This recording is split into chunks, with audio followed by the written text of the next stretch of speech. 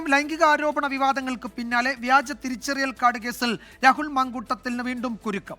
ശനിയാഴ്ച ചോദ്യം ചെയ്യലിന് ഹാജരാകാൻ ആവശ്യപ്പെട്ട ക്രൈംബ്രാഞ്ച് നോട്ടീസ് നൽകി. പ്രതികളുടെ ശബ്ദരേഖയിൽ രാഹുലിന്റെ പേര് പരാമർശിക്കുന്നുണ്ട് എന്ന് അന്വേഷണ സംഘം പറയുന്നു.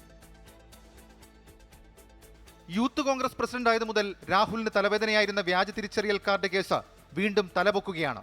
കേസിന്റെ തുടക്കത്തിൽ അന്ന് അന്വേഷിച്ചിരുന്ന മ്യൂസിയം പോലീസ് രാഹുലിനെ ചോദ്യം ചെയ്തിരുന്നു. കാര്യമായ തെളിവൊന്നും ലഭിക്കാത്തതിനാൽ പ്രതി ചേർത്തിരുന്നില്ല. പിന്നീട് കേസ് ഏറ്റെടുത്ത ക്രൈംബ്രാഞ്ചിന്റെ അന്വേഷണമാണ് വീണ്ടും രാഹുലിലേക്ക് നീളുന്നത്. ക്രൈംബ്രാഞ്ച് സംഘം രാഹുലിനെ ശനിയാഴ്ച വീണ്ടും ചോദ്യം ചെയ്യും. കേസിലെ പ്രതികളുടെ മൊബൈൽ ഫോൺ ശാസ്ത്രീയ പരിശോധനയ്ക്ക് വിധേയമാക്കിയപ്പോൾ വീണ്ടെടുത്ത ശബ്ദരേഖകളിലൊന്നിൽ രാഹുലിന്റെ പേര് പരാമർശിക്കുന്നുണ്ട്.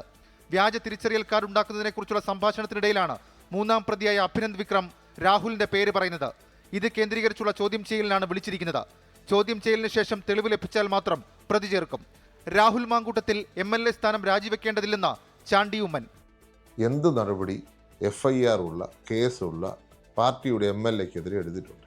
അത് പറയട്ടെ. അവർ FIR പോക്കറ്റിലുണ്ടല്ലേ MLA അസംബ്ലി വന്നിരിക്കുന്നേ, അവിടെ രാജിവെച്ചു.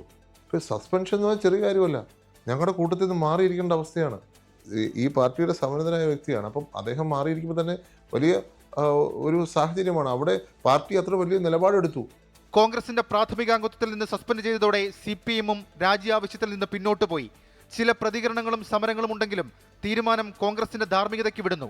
കോൺഗ്രസ് വിവാദ വിഷയം പൂർണ്ണമായും അവസാനിപ്പിച്ചു. പാർട്ടിക്കുള്ളിൽ പോലും ഇനി ചർച്ച വേണ്ടെന്നാണ് തീരുമാനം. ഇന്നലത്തെ KPCC നേതൃയോഗത്തിൽ ഇക്കാര്യം സംസാരിക്കാൻ പോലും അനുവദിക്കാത്തതും ഇതിനാലാണ്. 24 തിരുവനന്തപുരം.